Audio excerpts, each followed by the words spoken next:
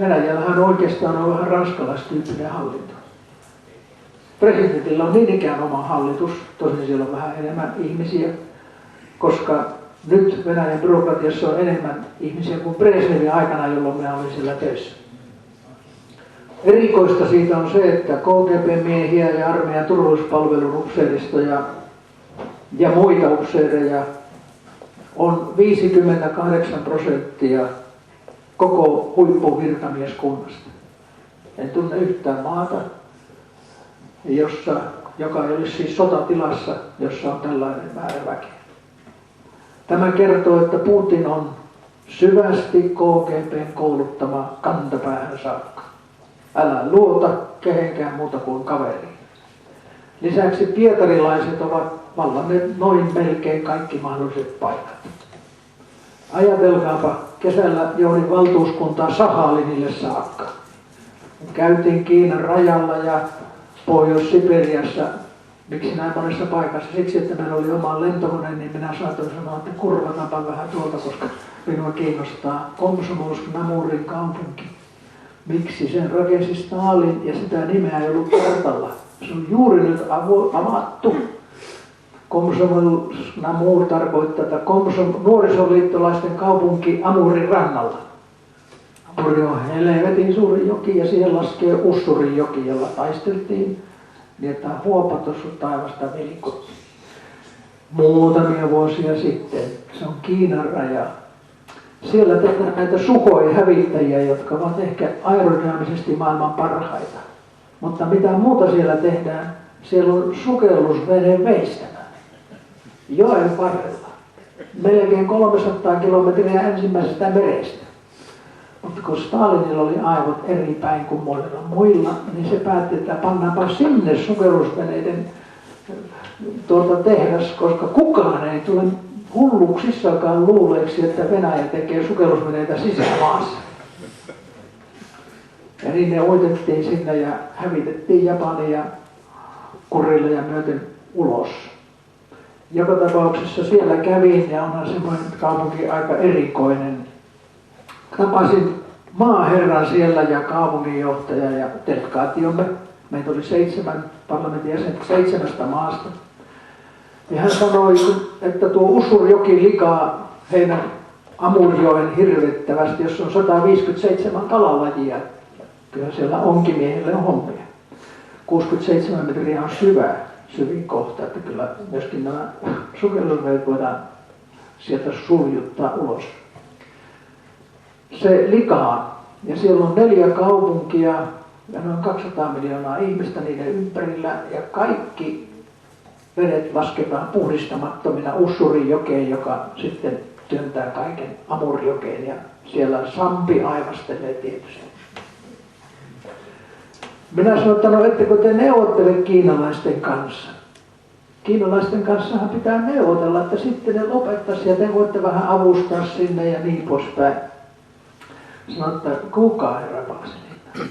Meitä on 6 miljoonaa ja niitä on 200 miljoonaa, niin neuvottele sinä nyt 200 miljoonan kanssa, meitä on vain 6. Ei siitä tule mitään. Minä sanoin, että hetkinen, se oli aika paljon. Minäkin tunnen tilanteen, jossa on vain 5 miljoonaa toisella puolella 150 miljoonaa. Eikä ole kyllä helppo neuvotella, mutta meidän on vaan pakko neuvotella, kun ei mihinkään muukaan voitu seilata. Voimme tarjota konsulttiapua. Seurue räjähti nauramaan, koska tiesivät, mistä on kysymys. Mutta ajatelkaapa Habarovskin alueen johtoa. Sieltä on sellaiset 8000 kilometriä Moskova. Ja siellä on 200 miljoonaa kiinalaista rajan pinnassa ja vielä sotkevat heidän jokensa ja vetensä. Ja haluavat palata monet heistä vanhalle Kiinan alueelle eli Itä-Siperiaan. Emmekä tiedä kuinka paljon on. Huimimmat arviot sanovat, että 20 miljoonaa kiinalaista on tullut laittomasti yli. Toiset sanovat 2 miljoonaa ja jotkut sanovat 2000, mutta kukin uskoo mihin uskoo. Äärimmäisen korruptoitunut hallinto on ollut Putinin suuri ongelma. Venäjä myy tuhansia panssarivaunuja Kiinalle ja minä sanoin venäläisille, että no miksi te myytte näitä panssarivaunuja näin paljon kiinalaisille, kun Kiina on ilmoittanut strategiseksi tavoitteekseen Tyynenmeren saaristovaltiot, että jos tulee joku tarve, niin nepä otetaan. Ja panssarivaunulla nyt ei voi selata yli 2 metrin syvyydessä, puhumatta 0,5 kilometrin syvyyttä. Niin entäs jos ne kääntävät tornin ovelasti pohjoiseen päin ja tulla risäyttävät läpi? Sanoo venäläinen, että sotilas, että joo, tämä riski otetaan, sillä meidän sotakone on oltava käynnissä. Ja Venäjä on nyt joko 1 tai 2 kuukaudesta riippuen aseviejänä Yhdysvaltojen kanssa. Eli sotateollisuus alkaa, ja noin 5 vuoden kuluttua sanoisin, niillä alkaa olla aika hyvä aseistus käytettävissä. Ja 6 lentotukialusta he ovat nyt päättäneet rakentaa lentotukialukset. Lentotukialus on niin sanottu lipun näyttäjä veheessä. Venäjällä ei ole niin suurta laivastoa jokaisen lentotukialuksen ympärille niin kuin Amerikalla on. Eli silloin se on vasta operatiivisesti vaarallinen. Mutta lippua voidaan näyttää ja kannella panna sotilaita ja niin poispäin. Ja tämmöisen Venäjä nyt haluaa. Mutta Venäjän sotabudjetti on tällä hetkellä, sotilasbudjetti on puolet Britannian sotilasbudjetista. Että sen kanssa ei kannata siis sanoa, että meidän pulmalla on pelkkä Venäjä. Se on 25-kertainen amerikkalaisten budjetti. Putin haluaa, että kaikki pannaan kuriin jonkunmoiseen. Ja venäläinen kurihan on sitä, että kun suomalainen pistää puukolla, niin venäläinen lyö kirveellä. Siellä on siis kirves, jolla tapellaan, niin kuin meillä puukon kanssa häissä. Kun ymmärrätte, pahempaa jälkeä tulee, ja Putinilla on vähän tämänlaatuinen johtajatyyli. Kansa vaatii järjestystä, vakautta, taloudellista kasvua. Ja 4. on demokratia. Ja nyt nähtiin. Putin teki tästä äänestyksen niin kuin Chavez omasta asemastaan. Putin voitti, Chavez hävisi. Putin jatkaa Venäjän vahvistamista.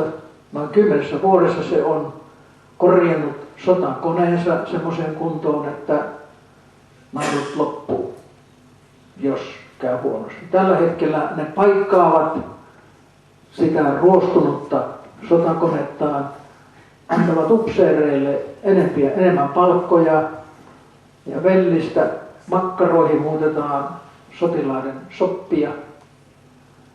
Ne ovat aika kauheita ne olot, joissa siellä sotilaat tavalliset elävät. Vain 10% miehistä tulee asevelvollisuuskutsuntoihin. Suuri osa heistä on niin huonossa kunnossa, jotka jäävät ulkopuolelle, että heitä ei voi kouluttaa yhtään mihinkään. Tapasin kerran Petsamossa munkin, joka on Petsamon luostarin johtaja, joka kutsui minut 2 kesken keljaansa ja sanoi, että hänellä on täällä 18-vuotiaita panssarisotilaita, jotka eivät ole ikinä syöneet lihaa. Mahtaa olla sotavoima sekin.